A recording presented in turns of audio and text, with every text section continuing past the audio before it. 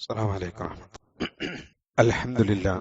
അൽഹംദുലില്ലാഹി റബ്ബിൽ ആലമീൻ വസ്സലാത്തു വസ്സലാമു അലാ റസൂലിഹിൽ അമീൻ വഅലാ ആലിഹി വസഹ്ബിഹി അജ്മഈൻ. അമ്മാ ബഅദ്. പ്രിയമുള്ളവരെ, അള്ളാഹുവിനെ സൂക്ഷിക്കണമെന്ന് എല്ലാവരെയും ഉണർത്തുന്നു. സർവശക്തനായ അള്ളാഹു അതിന് തൗഫീഖ് നൽകും. സുന്നത്ത് നമസ്കാരങ്ങളുടെ പ്രാധാന്യങ്ങളും വിവിധങ്ങളായ സുന്നത്ത് നിസ്കാരങ്ങളെക്കുറിച്ചുമാണ് നമ്മൾ ഏതാനും ക്ലാസ്സുകൾ വിശദീകരിച്ചത്. ഇനി നമ്മൾ മനസ്സിലാക്കാനുള്ളത് ചില പ്രത്യേക സാഹചര്യങ്ങളിലും പ്രത്യേക സന്ദർഭങ്ങളിലും അല്ലെങ്കിൽ ചില കാരണങ്ങളുടെ പേരിലൊക്കെ ഉള്ള സുന്നത്തുകളാണ്. അതില് ഒന്നാമതായിട്ട് തഹിയ്യത്തുൽ മസ്ജിദാണ്.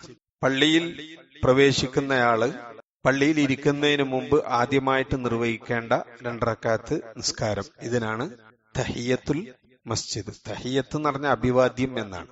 നമ്മൾ ആളുകളെ പരസ്പരം കണ്ടുമുട്ടുമ്പോൾ സലാം പറയുന്നത് തഹിയ്യത്താണ്, തഹിയ്യത്തുൽ ഇസ്ലാമാണ്. അത് പള്ളിയിൽ കയറിയാൽ അള്ളാഹുവിനോടുള്ള തഹിയ്യത്ത് 2 റക്അത്ത് നിസ്കരിക്കലാണ്. ഇതിന്റെ ഹുക്കുമിന്റെ കാര്യത്തിൽ പണ്ഡിതന്മാർക്കിടയിൽ അഭിപ്രായ വ്യത്യാസമുണ്ട്. നിർബന്ധമാണെന്നും മുഅക്കദായ സുന്നത്താണെന്ന് 2 അഭിപ്രായങ്ങളാണ് പ്രബലമായിട്ട് ഇതിലുള്ളത്.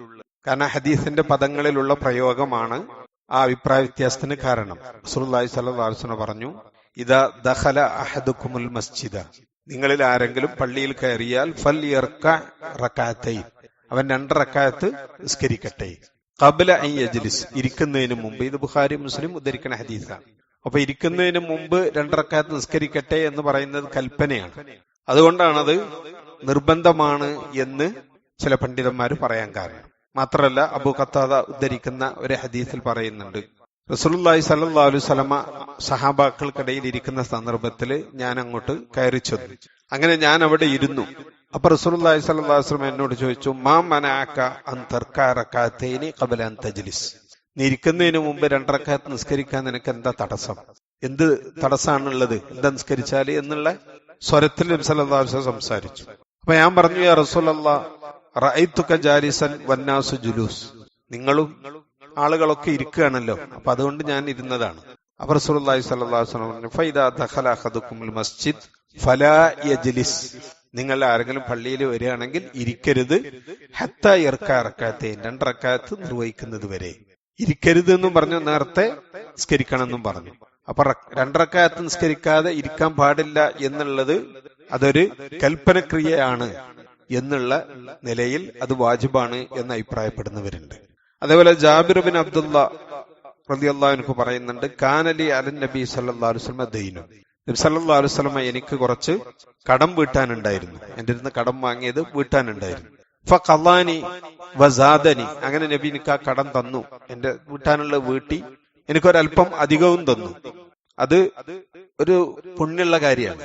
നമ്മൾ ഒരാളടുത്ത് നിന്ന് കടം വാങ്ങിയിട്ടുണ്ടെങ്കിൽ അത് തിരിച്ചു കൊടുക്കുമ്പോ എന്തെങ്കിലും ഒരു പാരിതോഷികമായിട്ട് അധികം നമ്മൾ കൊടുക്കുന്നത് നല്ലതാണ്. അയാൾക്ക് വീണ്ടും കടം തരാൻ പ്രചോദനാവും. അത് പലിശയല്ല, അത് സുന്നത്തായ ഒരു കാര്യമാണ്. നബി സല്ലല്ലാഹു അലൈഹി വസല്ലം അങ്ങനെയാണ്. അപ്പൊ അങ്ങനെ തിരിച്ചു കൊടുക്കുമ്പോൾ നമ്മൾ എന്തെങ്കിലും അധികം കൊടുക്കുമ്പോൾ അത് പലിശയായിട്ടല്ല, ഒരു സമ്മാനമായിട്ട് അയാൾക്കൊരു പാരിതോഷികം എന്നുള്ള നിലക്ക് കൊടുക്കാം. അങ്ങനെ ഞാൻ പള്ളിയിൽ കയറി. അപ്പൊ നബി സല്ലല്ലാഹു അലൈഹി വസല്ലം എന്നോട് പറഞ്ഞു, സല്ലി റകഅത്തൈൻ, 2 റക്അത്ത് നിസ്കരിക്കുക എന്ന് പറഞ്ഞു. കടം വീട്ടിയൊക്കെ കഴിഞ്ഞിട്ട് പിന്നെ പള്ളി കയറിയ പറഞ്ഞ് 2 റക്അത്ത് നിസ്കരിച്ചത് മുസ്ലിം ഉദ്ധരിക്കുന്ന ഹദീസാണ്. അതേപോലെ തന്നെ ജാബിർ റളിയല്ലാഹു അൻഹു ഉദ്ധരിക്കുന്ന മറ്റൊരു ഹദീസില് സുലൈഖുൽ അത്ഫാനി എന്ന് പറയുന്ന സഹാബിന്റെ പ്രബലമായൊരു ഹദീസാണ്. അദ്ദേഹം വെള്ളിയാഴ്ച ദിവസം നബി സല്ലല്ലാഹു അലൈഹി വസല്ലം ഖുത്ബ നടത്തിക്കൊണ്ടിരിക്കെ പള്ളിയിലേക്ക് സുലൈഖുൽ അത്ഫാനി കയറി വരികയാണ്. അങ്ങനെ കയറി വന്ന് അദ്ദേഹം ഇരുന്നു. നബി സല്ലല്ലാഹു അലൈഹി വസല്ലം മിമ്പറയിൽ ഖുത്ബ നടത്തിക്കൊണ്ടിരിക്കുകയാണ്. അപ്പൊ നബി സല്ലല്ലാഹു അലൈഹി വസല്ലം പറഞ്ഞു, യാ സുലൈഖ് ഖും ഫർക റകഅത്തൈനി വതജവ്വസ് ഫീഹിമാ എന്ന് നബി സല്ലല്ലാഹു അലൈഹി വസല്ലം പറയാണ്. സുലൈഖ് ഖും ഫർക റകഅത്തൈൻ, നീറ്റ് 2 റക്അത്ത് നിസ്കരിക്കുക. വതജവ്വസ് ഫീഹിമാ, അത് 2ഉം ലഘുവായിട്ട് നിസ്കരിക്കുക, കൂടുതൽ ദീർഘിച്ചു ഓതാതെ പെട്ടെന്ന് 2 റക്അത്ത് നിസ്കരിക്കണം. ഇവിടെ നമ്മൾ മനസ്സിലാക്കേണ്ടത് മിമ്പറയിലാണ് നബി ഇത് പറയുന്നത്. അപ്പൊ മിമ്പറയില് സന്ദർഭോചിതമായിട്ട് ഇമാമിന് ആളുകളുടെ കാര്യങ്ങളിൽ ഇടപെടാം എന്നെന്ത് ചെയ്യാണ് ഈ ഹദീസ് നമ്മെ പഠിപ്പിക്കുന്നുണ്ട്. എന്നിട്ട് പറഞ്ഞു, പിന്നെ നബി സല്ലല്ലാഹു അലൈഹി വസല്ലം സുലൈഖിനോട് പറഞ്ഞു കഴിഞ്ഞിട്ട് പൊതുവായിട്ട് എല്ലാവരോടും പറഞ്ഞു, ഇദാ ജാ അഹദുക്കും യൗമൽ ജുമുഅ, നിങ്ങൾ ആരെങ്കിലും ഒരാള് വെള്ളിയാഴ്ച വന്നാൽ, വൽ ഇമാമു യഖ്തുബ്, ഇമാമു ഖുത്ബ നടത്തിക്കൊണ്ടിരിക്കുകയാണെങ്കിൽ, ഫൽയർക റകഅത്തൈൻ, അവൻ 2 റക്അത്ത് നിസ്കരിച്ചു കൊള്ളട്ടെ. വൽ യതജവ്വസ് ഫീഹിമാ, ആ 2 റക്അത്തും വളരെ ലഘുവായിട്ട് നിർവഹിച്ചു കൊള്ളട്ടെ. ഇമാം ബുഖാരിയും മുസ്ലിമും ഉദ്ധരിക്കുന്ന മുത്തഫഖുൻ അലൈഹി. ഇതും ഈ ഹദീസുകളൊക്കെ വെച്ചുകൊണ്ട് പണ്ഡിതന്മാര് ഹുക്കുമ് പറയുന്നത് നിർബന്ധമാണെന്ന് പറഞ്ഞവരുണ്ട്. ഇരിക്കാതെ പള്ളിയിൽ നിസ്കരിക്കലാണ് നിർബന്ധമെന്ന്. മറ്റൊരു വിഭാഗം പറഞ്ഞ് മുഅക്കദായ സുന്നത്താണ്, ഒരിക്കലും ഒഴിവാക്കാൻ പറ്റാത്ത സുന്നത്താണ്, അങ്ങനെ ഇരുന്നാൽ ഒരാൾ കുറ്റക്കാരനാകുന്നില്ല എന്ന് പറഞ്ഞ പണ്ഡിതന്മാരുണ്ട്. അതേപോലെ തന്നെ ഈ നിസ്കാരത്തിന്റെ പ്രത്യേകത ഏത് സമയത്തും നിസ്കരിക്കാം. കാരണം ഇത് കാരണമുള്ള നിസ്കാരമാണ്.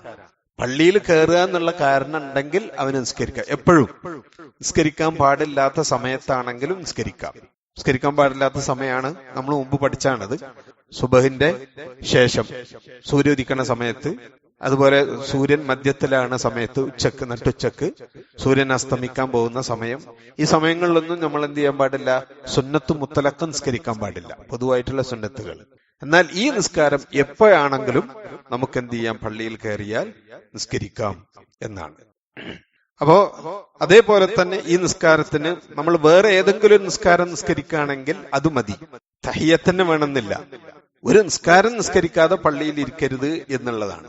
കാരണം പള്ളിയിൽ കയറിയാൽ നിസ്കരിക്കാതെ ഇരിക്കാൻ പാടില്ല എന്നാണ് ഇതിന്റെ ഹുക്കുമ്.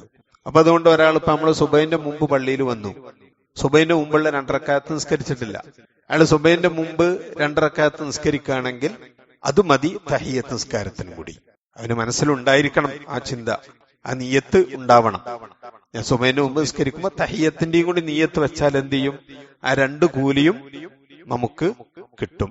ശൈഖ് ഇബ്നു ബാസ് റഹ്മഹുല്ലാഹ് പറയുന്നുണ്ട്, അൽ മശ്റൂഉ ഫീ മിസ്ലി ഹാദാ അൻ യുസല്ലി റാത്തിബ വതക്ഫി അനി തഹിയ്യ. റാത്തിബായ സുന്നത്തുകൾ നമ്മൾ മുമ്പ് വിവരിച്ചു. അത് ഫർളുകളുടെ മുമ്പും പിമ്പുമുള്ള സുന്നത്തുകളാണ് റവാത്തിബ്.